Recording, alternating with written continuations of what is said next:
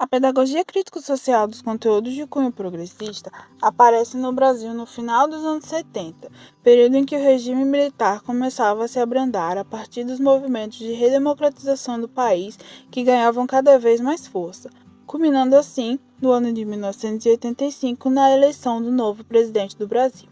É também na década de 80 que se realiza em São Paulo a primeira Conferência Brasileira de Educação Básica, que marca a retomada dos estudos críticos em educação, iniciando assim um período de duras críticas à educação e à estrutura sociopolítica que vigoravam no país até então.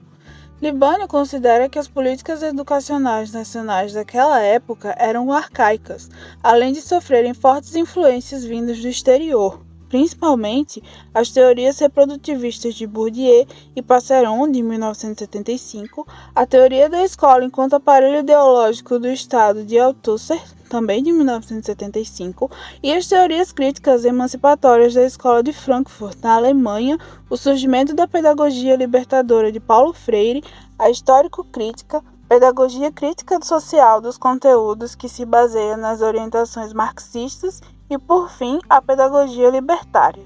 A pedagogia crítico-social nasce, então, como uma versão da pedagogia histórico-crítica voltada para a didática e se torna conhecida a partir da publicação de A Democratização da Escola Pública, a Pedagogia Crítico-Social dos Conteúdos, livro de José Carlos Libânio, em 1985. Também é Libânio quem nos diz que o papel principal da pedagogia crítico-social dos conteúdos é a difusão dos conteúdos base não como abstratos, mas vivos e concretos, portanto, indissociáveis das realidades sociais. Nessa perspectiva pedagógica, a escola se consolida como um lugar de mediação cultural que visa a assimilação e reconstrução da cultura, viabilizando a prática educativa escolar, constituindo uma prática e forma de trabalho cultural intencional de produção e internalização do significado. O conhecimento do aluno será então resultado de trocas estabelecidas por meio de interações entre o sujeito e o meio natural, social e cultural em que ele está inserido, cabendo ao professor o papel de mediador. A escola se consolida como lugar de mediação cultural que visa a assimilação e reconstrução da cultura, viabilizando a prática educativa escolar, constituindo uma prática e forma de trabalho cultural intencional de produção e internalização de significados, sendo parte integrante de um todo social que orientará o aluno para que ele tenha participação ativa na sociedade. Esse método parte de uma relação direta da experiência do aluno, confrontada com o saber sistematizado que promove e amplia seu desenvolvimento mental a partir de ações pedagógicas destinadas ao domínio dos conteúdos e ao desenvolvimento das capacidades cognitivas e operativas dos educandos.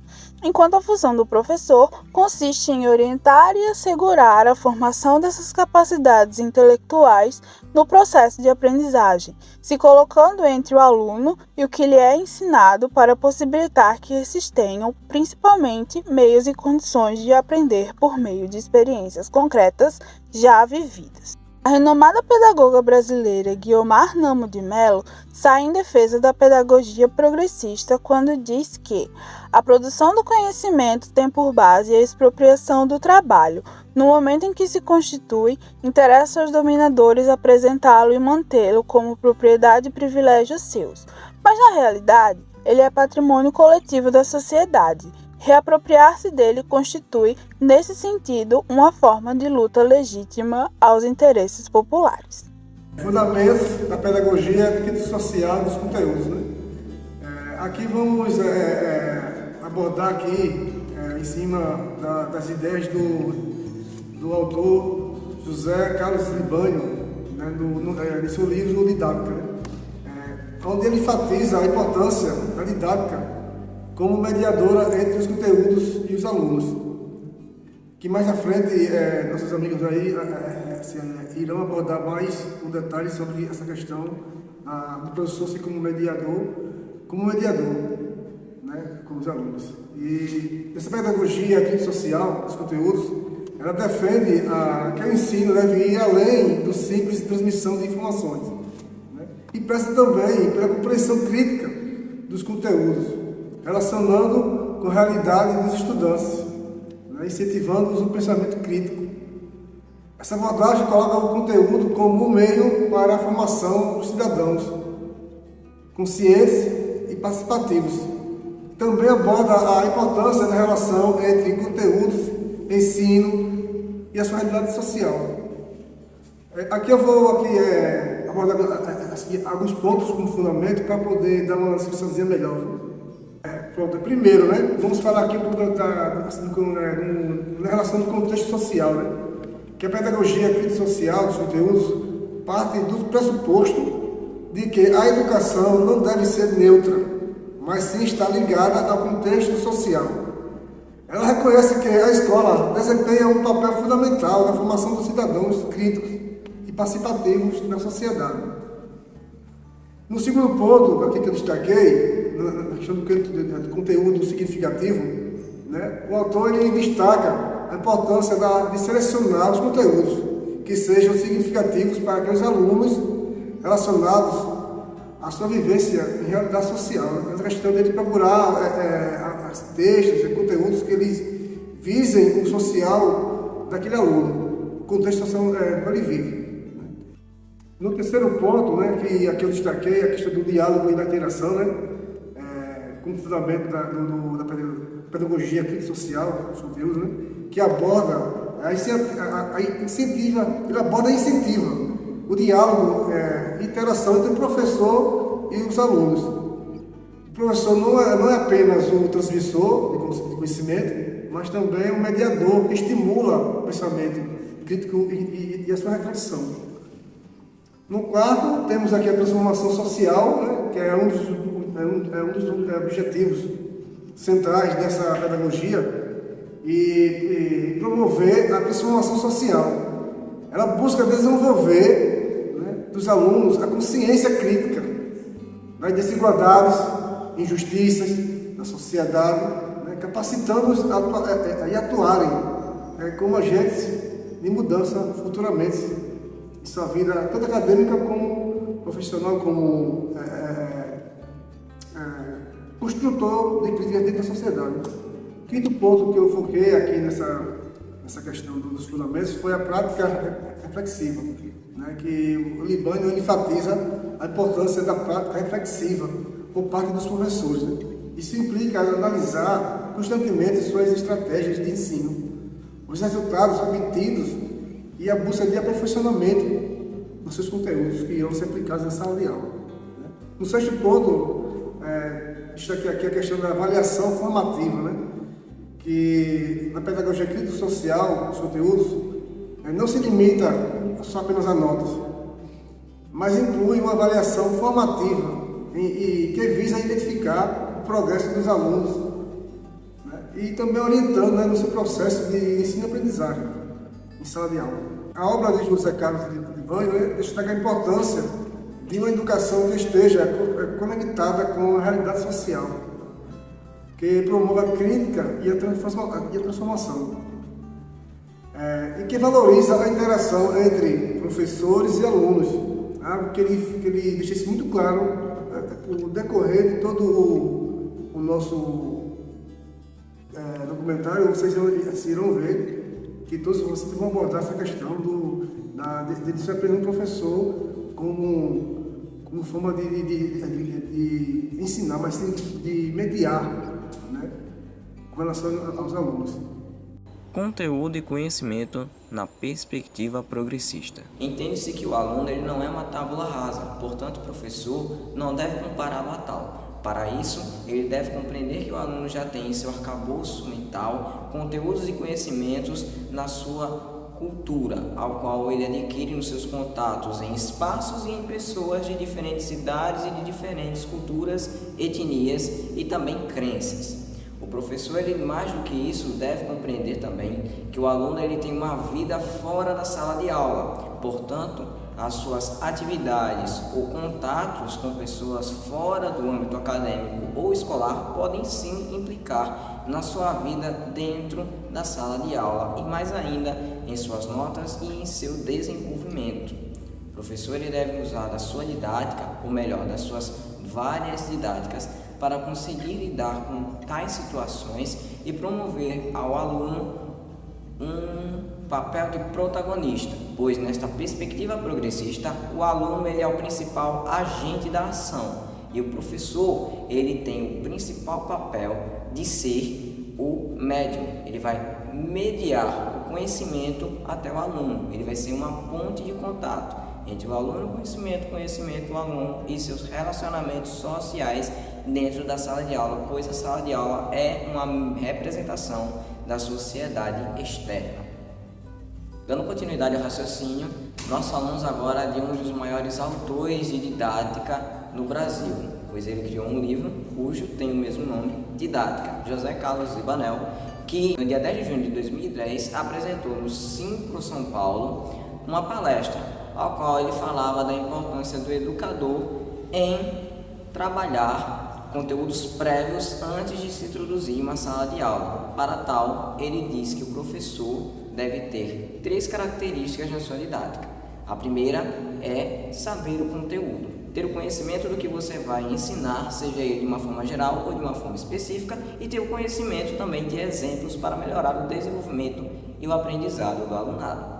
O segundo é saber ensinar, pois não basta você ter o conhecimento do conteúdo se você não tem o conhecimento de como repassar esse conteúdo. Daí ele dá um grande impacto na importância do estudo da didática e também na sua prática, não na prática do ato de ensinar, mas no ato de observar os erros e os acertos e sempre estar no processo de reconstrução.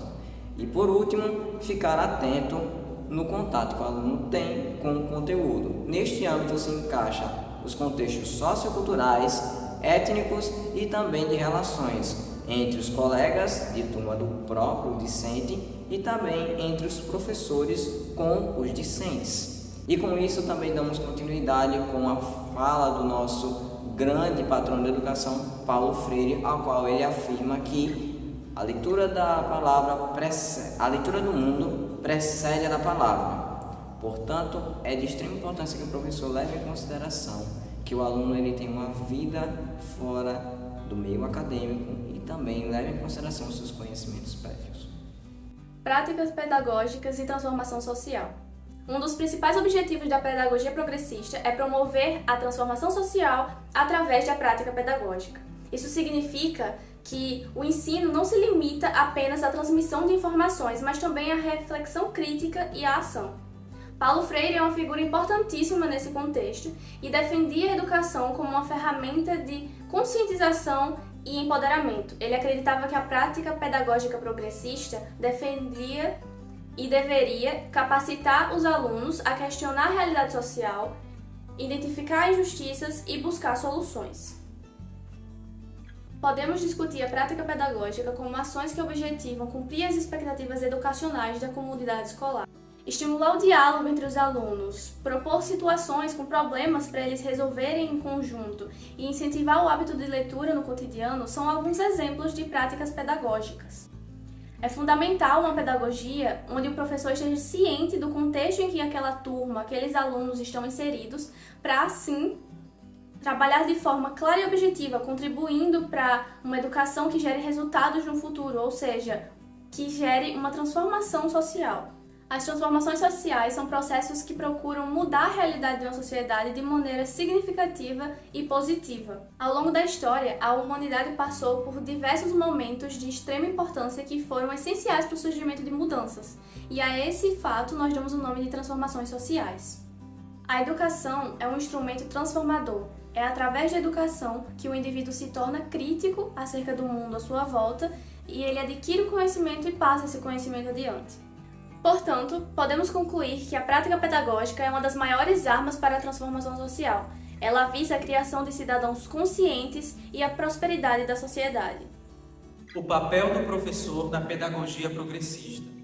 O papel do professor neste campo é muito crucial. José Carlos Libânio ressalta que o professor ele não é apenas alguém que delimita o conhecimento ou perpassa o conhecimento, mas ele também é um mediador, faz com que seus alunos tenham uma visão crítica a respeito da realidade, promovendo debates, discussões em torno daquilo que está sendo pautado ali, seja dentro da sala de aula ou no mundo, onde quer que o seu aluno esteja, que venha ter uma visão crítica e objetiva a respeito de tudo que acontece, ou seja, de tudo que está em torno da sua volta. Ele atua como uma espécie de guia no processo da construção do conhecimento, auxiliando seus estudantes a se relacionar com os temas pertinentes na sociedade, assim criando experiências com o mundo em que eles estão também inseridos nesse campo e neste cenário. No campo progressista, o professor vai trabalhar com discussões e dessas discussões vai promover os debates. Neste campo, vai fazer com que os alunos venham ter o despertar do seu conhecimento crítico, pautado em questões sociais e também culturais, como, por exemplo, a violência contra a mulher, a violência contra a comunidade LGBTQIA+, dentre outras inúmeras ações que podem ser pautadas para além dos muros que conferem as salas de aulas. Metodologias de ensino na pedagogia progressista. As metodologias de ensino na pedagogia progressista são orientadas pela participação ativa dos estudantes. Abordagens como a aprendizagem cooperativa, o ensino por projetos e a problematização são comuns nesse contexto. Essas metodologias visam estimular a autonomia dos estudantes, promover a colaboração e a pesquisa e conectar conteúdos com situações do mundo real. Elas visam criar um ambiente de aprendizagem significativo e dinâmico para os discentes.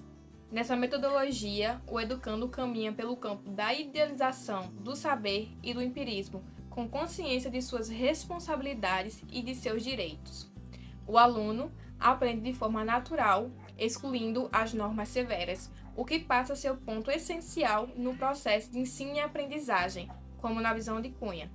O jogo didático ganha espaço como instrumento motivador para a aprendizagem de conhecimentos químicos, na medida em que propõe estímulo ao interesse do estudante. Se, por um lado, o jogo ajuda este a construir novas formas de conhecimento, desenvolve e enriquece sua personalidade. Por outro, para o professor, o jogo leva à condição de condutor, estimulador e avaliador da aprendizagem. Paulo Freire também foi um grande idealizador da pedagogia progressista. Ele acreditava que a educação deveria ser um meio para libertar as pessoas da opressão e capacitá-las a participar ativamente na transformação de suas próprias vidas. Mais à frente, vão ser apresentadas algumas de suas metodologias: diálogo e problematização. Freire enfatizou a importância do diálogo entre professores e alunos, onde ambos são igualmente importantes. Ele também defendia a problematização, ou seja, a análise crítica de problemas da vida real. Para Freire, desta maneira, o educando já não é mais o que apenas educa, mas o que, enquanto educa, é educado, em diálogo com o educando, que, ao ser educado, também educa. A alfabetização conscientizadora.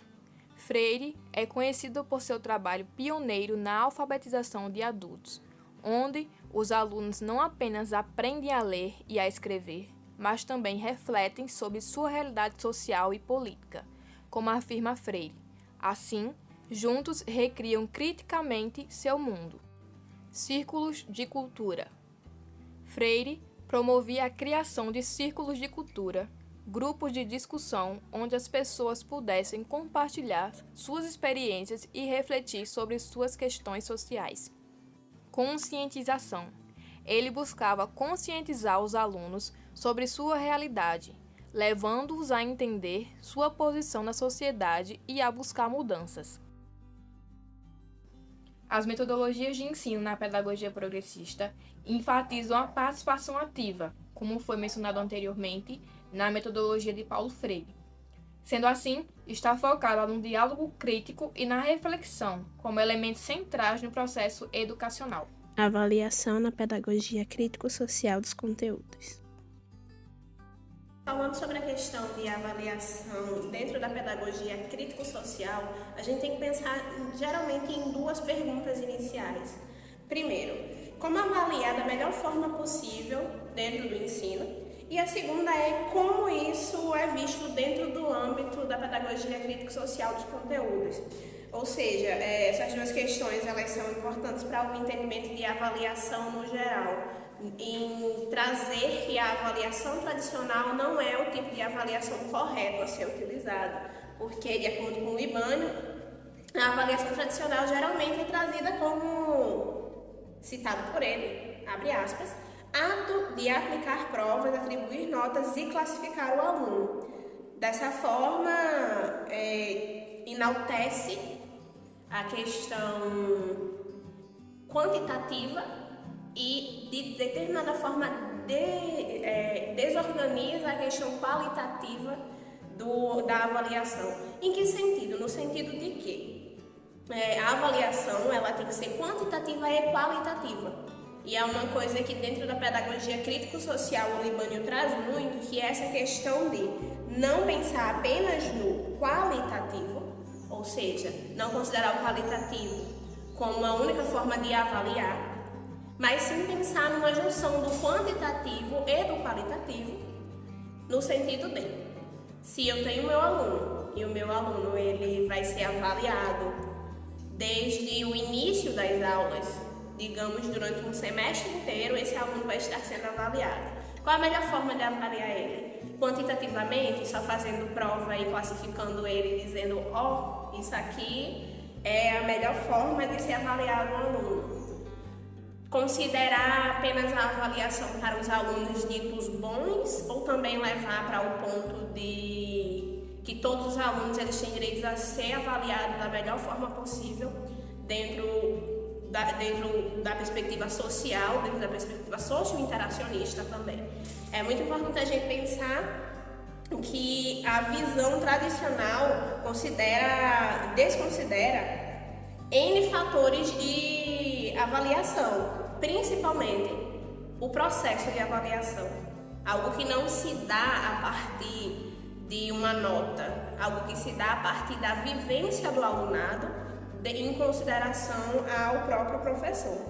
E lembrar também que a escola ela é muito importante e, como o Libânio diz, abre aspas, a escola cumpre uma função determinada socialmente, a de introduzir as crianças e os jovens no mundo da cultura e do trabalho, trazendo para nós a ideia de que a avaliação ela não é uma etapa isolada, e muito menos que ela não se integra ao processo de ensino-aprendizagem. Pelo contrário, ela é uma das partes mais importantes do processo de ensino-aprendizagem, que traz como foco o professor que avalia e o professor que aprende a avaliar, não apenas de uma forma quantitativa, ou seja, é o terror para os alunos que não conseguem memorizar, e é maravilhoso para os alunos que são bons em memorização.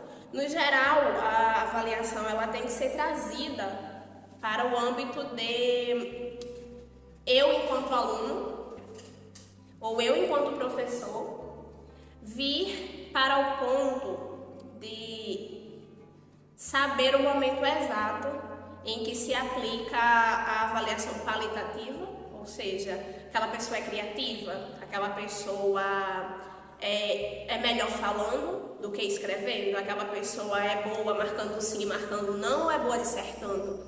E também saber a quantitativa, o momento exato de dizer e de trazer a nota como o ponto mais importante daquela avaliação específica.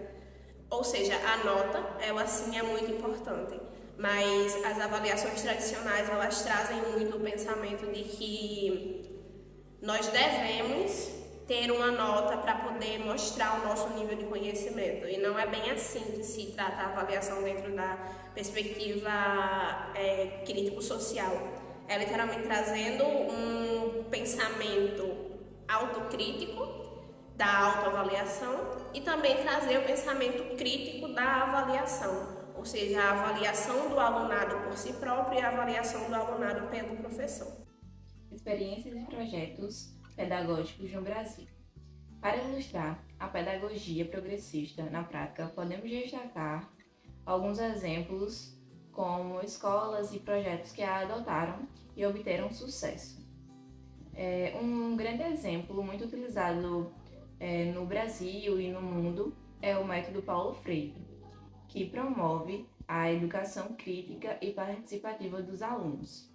Há também escolas que adotaram a pedagogia progressista e obteram grandes sucessos, como o engajamento dos alunos e desempenho acadêmico. Algumas organizações que incorporaram a pedagogia progressista são Instituto Paulo Freire, que foi fundado pelo próprio Freire e defende que a população é capaz de se educar e repassar seus conhecimentos. É definido também a educação para adultos e a educação na formação cidadã. SEMPEC é uma organização que defende a equidade e qualidade na educação básica pública do país. Ação educativa. Esta realiza ações em favor da educação, cultura e juventude em situação de vulnerabilidade. Child Defend Brasil age na promoção e defesa dos direitos humanos de crianças e adolescentes. Eles oferecem uma alimentação saudável, educação de qualidade, acesso à saúde, água potável, sustentabilidade e um fortalecimento da comunidade. Tendências atuais na pedagogia progressista. A pedagogia progressista, ela está em constante evolução para atender às exigências atuais da educação, na qual vem incorporando avanços tecnológicos e focando também na inclusão desses alunos na cidadania global. As novas tendências como uma educação STEAM, que sua sigla significa ciência, tecnologia, engenharia, artes e matemática. E a outra tendência é justamente a aprendizagem baseada em projetos. Que esses projetos, essas tendências, estão alinhadas com os princípios progressistas para formar a criatividade e a colaboração de todos. Bem, dentre essas abordagens, temos a pedagogia crítica, que busca a conscientização desses alunos e a inclusão deles em diálogos. Temos também projetos de aprendizagem. Esses projetos de atividade em que os alunos têm a oportunidade de explorar as suas práticas, seu conhecimento. Temos também a educação inclusiva, que é justamente a inclusão desses alunos que possa ter uma necessidade, em que a prioridade da pedagogia progressista é garantir que todos esses alunos, apesar da diversidade, eles tenham acesso a essas oportunidades educacionais de qualidade e principalmente igual, em que ambos tenham o mesmo acesso. Bem, temos também outra tendência, tecnologia na educação. Essa tecnologia da educação envolve o uso de aplicativos tecnológicos em que esses aplicativos possam ajudar em recursos para garantir uma aprendizagem um pouco mais colaborada, né? Temos um exemplo também que foi o uso desses aplicativos, Google Classroom, Google Meet, entre outros, que fizeram parte da nossa vida por causa da pandemia, que era o único meio de se comunicarem para ter aquela aula. Também tem a avaliação formativa, que inclui a autoavaliação e a revisão por pares de alunos e professores, que esses projetos da avaliação formativa buscam uma classificação de como está sendo voltada esta evolução desses projetos, como está sendo a prorrogação dos alunos, ou seja, muitas das vezes nem tudo o que é bom para uma turma não vai ser para a outra. Por isso que essa autoavaliação, essa autoconstrução é importante no meio da avaliação formativa. A tendência da pedagogia progressista, chamada educação socioemocional, também são valorizadas porque vai focar no ensino da empatia e autoconhecimento. Outra tendência é a personalização da aprendizagem, na qual busca a entender as necessidades, encontrar seu caminho e saber qual é o melhor resultado para a preparação desses alunos. Que essa preparação desses alunos para a cidadania global, para a sociedade, são essenciais à participação do professor com a interação do aluno, pois esse bem-estar integral de ambos, professores e alunos, educadores e educandos, e essa consciência dessa integração, tanto educadores e educandos, da consciência da diversidade. É fundamental também adaptar todas essas tendências da pedagogia progressista ao contexto educacional específico para garantir a eficácia da transformação desse sujeito. Por isso que é de suma importância essa integração dessas pedagogias progressistas no meio educacional. É fundamental adaptar todas essas tendências ao contexto educacional, pois é para garantir a eficácia da transformação desse sujeito para a sociedade com pensamentos crítico, social, principalmente educacional. Exploramos diversos aspectos da pedagogia progressista no contexto educacional brasileiro. Iniciamos com uma contextualização histórica, destacando como essas abordagens pedagógicas emergiram no final dos anos 70, em um período de abrandamento do regime militar e crescente movimento de redemocratização no Brasil. O cenário político na época influenciou profundamente o surgimento dessa perspectiva pedagógica, que buscava questionar as estruturas sociais e políticas vigentes. Em seguida, adentramos nos fundamentos da pedagogia crítico-social dos conteúdos, com base nas ideias de José Carlos Libânio. Destacamos a importância da contextualização social, da seleção de conteúdos significativos para os alunos e da promoção do diálogo e da interação na sala de aula. Esses princípios foram apresentados como fundamentais para a formação de cidadãos conscientes e participativos na sociedade. Exploramos também a relação entre conteúdo e conhecimento na perspectiva progressista, ressaltando a necessidade de considerar o conhecimento prévio dos alunos e conectar os conteúdos com suas realidades. A metodologia dialógica de Paulo Freire foi apresentada como uma abordagem eficaz para alcançar esses objetivos. Em relação à prática pedagógica e transformação social, discutimos como a educação pode ser um instrumento de mudança social. A prática pedagógica, que valoriza o diálogo, a problematização e a participação ativa dos alunos, foi destacada como essencial para a formação de cidadãos críticos e conscientes. No que diz respeito à avaliação na pedagogia progressista, enfatizamos a importância de uma abordagem equilibrada que considere tanto aspectos quantitativos quanto qualitativos. A avaliação foi apresentada como parte integrante do processo de ensino e aprendizagem, e não como uma etapa isolada.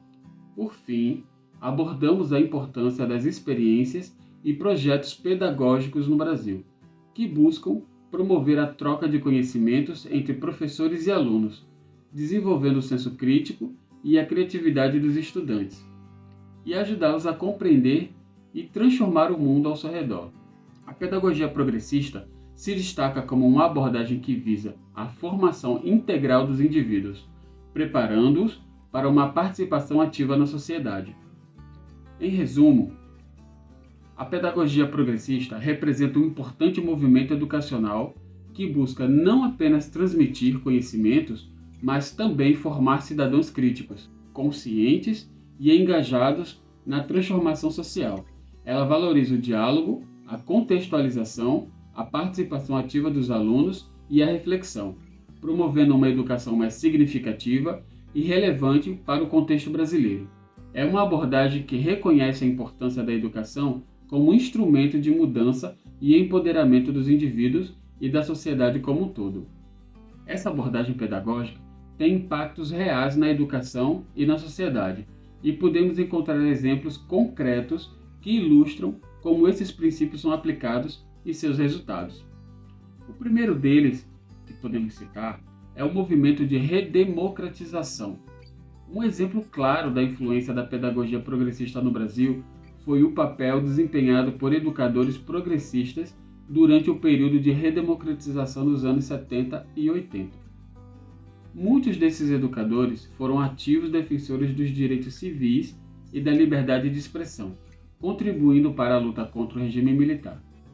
Eles usaram métodos de ensino participativos e críticos para empoderar os estudantes e a questionar as estruturas autoritárias. O segundo desses métodos é a metodologia de Paulo Freire. Essa metodologia ela enfatiza a alfabetização conscientizadora. É amplamente reconhecida como um exemplo eficaz de como a pedagogia progressista pode ser aplicada, por meio de diálogo e problematização. Os alunos não apenas aprendem a ler e a escrever, mas também refletem sobre sua realidade social e política. Projetos educacionais baseados nesse método têm sido sucesso em várias partes do Brasil. O terceiro desses conteúdos é o significativo. A ênfase na seleção dos conteúdos significativos para os alunos pode ser vista em escolas que incorporam temas locais e culturais em seus currículos. Por exemplo, escolas que ensinam a história local, a cultura regional e a importância da preservação ambiental estão conectados aos conteúdos com as realidades dos estudantes, tornando a aprendizagem muito mais relevante. O quarto é a avaliação formativa. Algumas escolas e educadores têm adotado práticas de avaliação formativa que vão além das notas e se concentram em identificar o progresso dos alunos. Isso pode ser visto em escolas que realizam avaliações regulares para entender como os estudantes estão assimilando o conhecimento e ajustar o ensino de acordo com suas necessidades. O quinto são os projetos pedagógicos engajadores. Eles incentivam a participação ativa dos alunos e os envolvem em questões sociais. Podem ser encontrados em várias escolas, por exemplo, projetos que abordam questões como sustentabilidade, inclusão social, direitos humanos. Tudo isso ajuda os estudantes a desenvolver uma compreensão mais profunda das questões sociais e a se tornarem agentes de mudanças em suas comunidades. O sexto é a formação de cidadãos críticos. Críticos e conscientes. É um dos principais objetivos da pedagogia progressista. Escolas que promovem discussões sobre desigualdades sociais, injustiça e direitos humanos estão contribuindo para a formação de alunos que são capazes de analisar, questionar o mundo ao seu redor. Em resumo, a pedagogia progressista não é apenas uma teoria educacional, mas uma abordagem que tem sido implementada com sucesso em várias partes do Brasil. Ela influencia não apenas o conteúdo ensinado, mas também a forma como os educadores abordam o ensino e como os estudantes se envolvem na aprendizagem. Através de exemplos como esses, fica claro como a pedagogia progressista desempenha um papel importante na formação de cidadãos críticos e na promoção da transformação social no país. Então, encerramos aqui nossa jornada pela pedagogia progressista com a compreensão de que essa abordagem não é apenas uma teoria educacional, mas uma prática transformadora em nosso país. Ela molda não apenas o conteúdo ensinado, mas também a forma como educadores e alunos se relacionam com o aprendizado. Por meio de exemplos concretos, vislumbramos como a pedagogia progressista desempenha um papel crucial na formação de cidadãos críticos e na promoção de transformação social em nossa nação. Agradecemos por nos acompanhar nessa exploração educacional. Até a próxima oportunidade.